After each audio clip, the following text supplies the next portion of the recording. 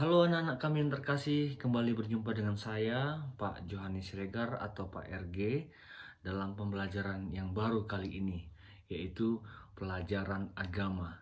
Iya, pelajaran agama. Mungkin kita bertanya-tanya, dulunya SBK, tetapi kali ini kita belajar agama. Apa tema pembelajaran kita? Yaitu adalah orang beriman hidup di tengah masyarakat. Siapa orang beriman? Tentunya aku, kamu, dan kita yang percaya kepada Yesus Kristus. Nah, kita lihat orang beriman. Para murid, Yesus membentuk suatu persekutuan yang disebut gereja, yang hendak melanjutkan tugas perutusan Yesus di dunia ini. Jadi kita adalah anak-anak Yesus yang melanjutkan perutusannya untuk mewartakan kabar gembira. Nah, mengapa kita disebut orang beriman? Karena kita telah dibaptis dalam nama Tuhan Yesus. Kita menjadi persekutuan umat Allah melalui baptisan. Pasti kamu pernah dibaptis waktu kecil kan? Nah, itulah tanda bahwa kamu sebagai murid Yesus, anak Allah. Nah, sebagai anak Allah, tentunya kita mempunyai hak dan kewajiban yang harus dilakukan dan kita dipenuhi hak juga. Nah, apa tuh hak dan kewajiban? Kita lihat di sini. Sebagai anggota gereja, kita memiliki hak dan kewajiban. Contohnya, hak adalah kewenangan, kekuasaan untuk berbuat sesuatu atau menuntut sesuatu. Kita punya hak.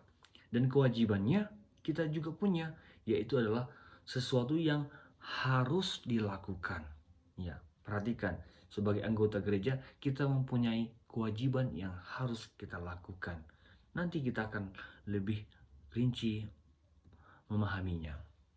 Ya, hak dan kewajiban sebagai anggota gereja. Nah, di dalam setiap perkumpulan pasti ada namanya hak dan kewajiban. Seperti di tengah-tengah keluarga, kamu punya hak di keluarga kamu, tapi kamu juga punya kewajiban. Misalnya belajar dengan bagus, berdoa, dan membanggakan orang tua. Itu kewajiban kamu.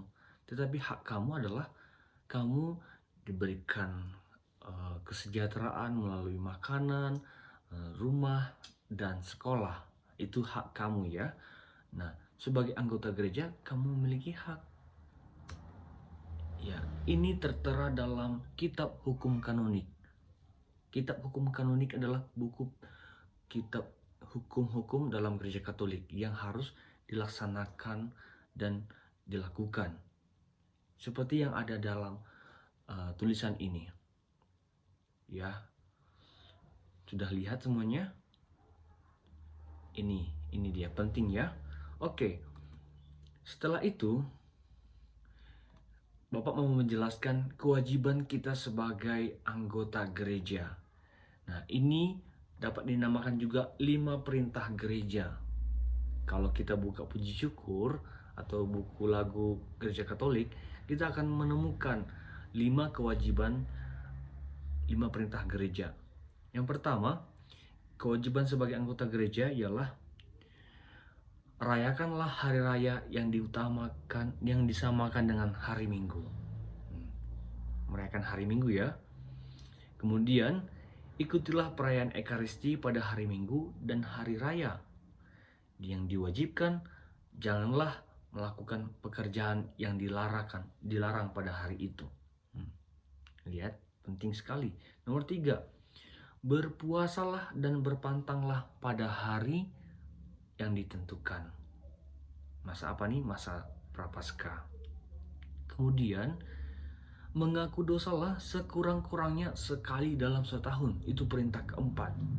Mengaku dosa ya. Itu mengaku dosa kepada pastor, kan Tuhan akan memberikan pengampunan. 5, sambutlah tubuh Tuhan pada hari Paskah. Ya. Ada 5 perintah gereja yang harus kita lakukan, kewajiban kita. Ingat. Nah, Ada lagi kewajiban-kewajiban kita yang tertera dalam kitab hukum kanuni tadi, seperti yang ada dalam tulisan berikut ini. Kewajiban sebagai anggota gereja juga kita temukan dalam KHK, Kitab Hukum Kanonik. Contoh, 1. Kaum beriman Kristiani terikat kewajiban untuk selalu membina persatuan. Kita memiliki kewajiban membina persatuan, kemudian harus menjalani hidup yang suci dan menyumbangkan tenaganya untuk pekerjaan kemuliaan Tuhan. Ketiga juga, kita memiliki kewajiban untuk mewartakan keselamatan. Nah, ini mewartakan keselamatan itu bukan tugas para imam, tetapi juga kita sebagai umat beriman. Ya, dalam sikap pelayanan kita dimanapun kita berada, itu penting sekali. Nah, maka sangat jelas bahwa kita sebagai anggota gereja memiliki kewajiban. Mulai pertama itu ada hidup doa, yaitu ungkapan hati kita kepada Yesus. Hidup moral, yaitu mengarahkan hidup kita kepada karya kebijaksanaan ilahi. Dan yang keempat adalah hidup sakramental, menghayati perayaan sakramen sebagai tanda kehadiran Allah di dalam hidup kita. Ya, kita harus merayakan sakramen ya.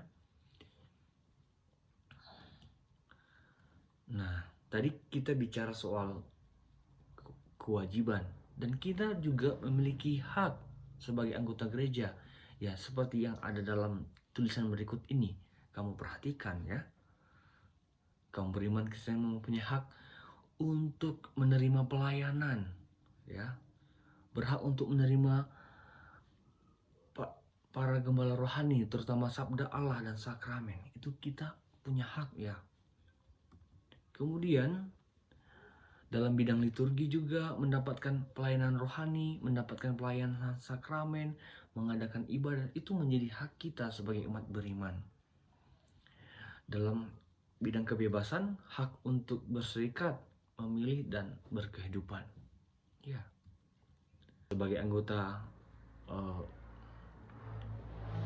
kita sebagai orang Indonesia yang taat pada undang-undang, kita memiliki hak ini. Contoh kewajib, dan juga kita memiliki kewajiban yang harus kita penuhi. Nah, seperti yang ada dalam layar ini, HP kamu. Ya, itu semua harus kita laksanakan karena kita adalah orang beriman dan juga orang yang tinggal dalam aturan di Indonesia. Maka seringkali ada julukan yaitu 100% Katolik, 100% Indonesia. Seperti yang ada dalam Injil, berikanlah kepada Kaisar apa yang wajib kamu berikan kepada Kaisar, dan kepada Allah apa yang wajib kamu berikan kepada Allah. Yesus juga mengajarkan kepada kita wajib menghormati pemimpin, orang yang rela berkorban demi kepentingan orang banyak. Jadi ini bukan kata-kata kita sendiri saja, tetapi kata-kata Yesus yang hidup dalam hati kita. Maka mari kita lakukan hak dan kewajiban kita. Kita akan pelajari lagi lebih dalam video-video berikut yang lain. Oke? Salam SFD. Semangat fraternitas Dina.